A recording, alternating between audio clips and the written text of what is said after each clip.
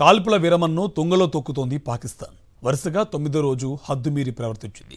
జమ్మూ కాశ్మీర్ సరిహద్దుల్లో పాక్ దళాలు భారత బలగాలపై కాల్పులు జరిపాయి.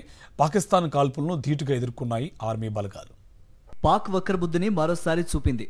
జమ్మూ కాశ్మీర్లో 5 జిల్లాల వెంబడి నియంత్రణ రేఖ, అంతర్జాతీయ సరిహద్దు వెంబడి కూడా కాల్పులకు తెగబడింది. కుప్వారా, బారాముల్లా, పూంచ్, నౌషేరా, అఖ్నూర్ ప్రాంతాల్లో ఎలాంటి కవ్వింపులు లేకుండానే పాక్ దళాలు తేలికపాటి ఆయుధాలతో కాల్పులకు దిగినట్టు సైన్యం అధికార ప్రతినిధి వెల్లడించారు. తొలుత ఉత్తర కశ్మీర్లో కుప్వారా, బారాముల్లా జిల్లాల్లో మొదలైన కాల్పులు జమ్మూ ప్రాంతంలోని పూంచ్, అఖ్నూర్ సెక్టార్లకు విస్తరించాయి. అనంతరం నౌషేరాలోని సుందర్బని, జమ్మూ జిల్లాలో అంతర్జాతీయ సరిహద్దు గుండా పర్గ్వాల్ సెక్టార్లోనూ కాల్పులకు తెగబడ్డాయి. కుట్రపూరితంగా పాక్ చేపట్టిన కవ్వింపు చర్యలను భారత సైన్యం ధీటుగా తిప్పికొట్టింది.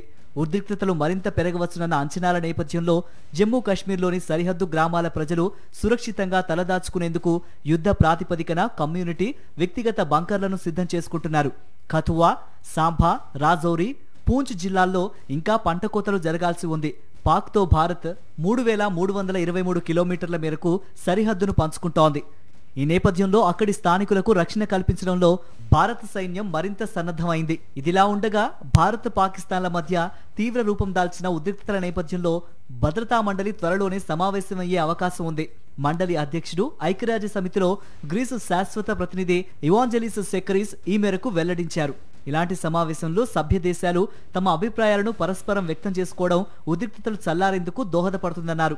దక్షిణాసియాలోని పొరుగు దేశాల మధ్య సంబంధాలు దెబ్బతినడంపై ఆయన ఆందోళన వ్యక్తం చేశారు.